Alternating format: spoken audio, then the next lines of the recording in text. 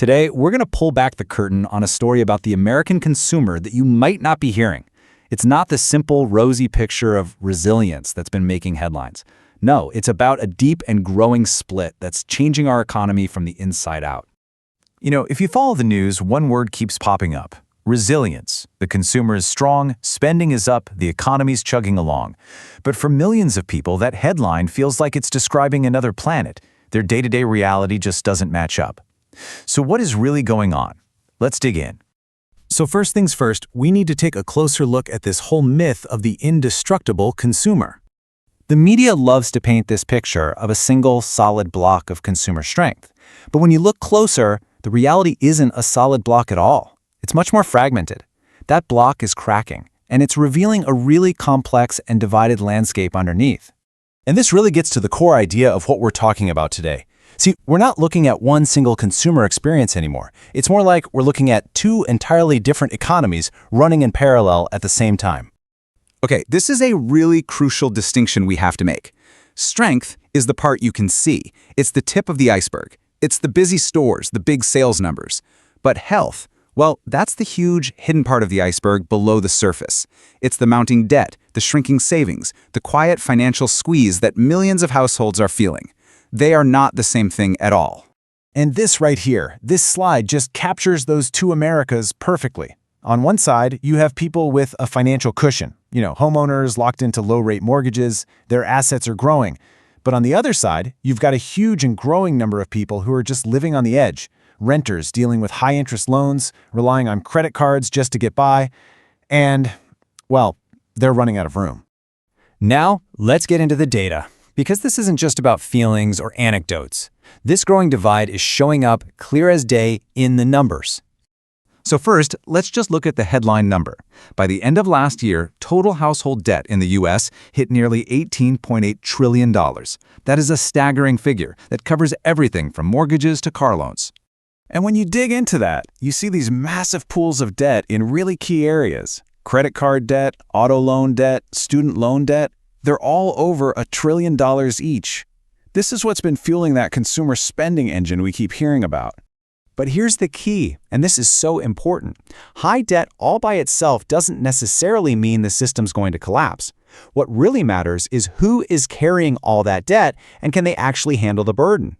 See, the overall debt-to-income ratio isn't at the crisis levels we saw back in 2008, but that average number is hiding a really dangerous concentration of pressure. Right, so the average might look stable on the surface, but it's masking a huge divergence. You've got one group that's weathering the storm just fine, while another group is sinking deeper and deeper into financial trouble. And that's the disconnect between the headlines and the reality on the ground. And that stress is really starting to show up in the delinquency rates. We're now at a point where almost 5% of all debt is delinquent in some way. And even though credit card delinquencies have sort of leveled off, that doesn't really tell the whole story. In fact, the Federal Reserve's own data is pointing to a massive warning sign. Delinquencies on auto loans are on the rise, and it's happening specifically among lower-income households and renters. This is the canary in the coal mine. It's signaling a much deeper problem. So why are car loans so important? Why are we zeroing in on this one data point? What does it really tell us about the real-world impact of this consumer split? Because this is the crucial point. For most of America, a car isn't some kind of luxury. It's access. It's access to a job, to childcare, to the grocery store. It's basic economic survival. It is the linchpin that holds everything else together. Think about it. A single missed car payment can set off this devastating chain reaction. You lose your car, which means you might lose access to your job. Then you lose your income. It's this one single point of failure that can cause your entire financial stability to just unravel. So what this all means is that for a growing number of people, that financial cushion, that margin for error, is just gone. A surprise car repair, a sudden rent hike, it's not just an inconvenience anymore. It is a full-blown crisis. And all of this brings us to our final thought, which I think reframes this entire story. After hearing all of this, the obvious question is, are we on the brink of a total consumer collapse? Is the whole thing about to just fall apart? Well, the answer isn't a simple yes or no. The idea of a sudden, dramatic collapse it's just too simplistic for what's actually going on here. The reality is a lot more nuanced. And honestly, a lot more significant. The financially healthy parts of the economy are still holding strong. They're still functioning. But the fragile parts are cracking under the pressure. They're getting hit first, and they're getting hit harder. And as that fragile group gets bigger, it slowly erodes the foundation of the entire economy.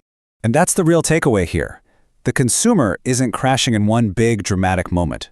The cushion is. The savings, the extra room on the credit lines, the ability to absorb a financial shock, that is what's disappearing from millions of households. And that leaves us all with a really critical question. What happens when there's nothing left to absorb the next hit?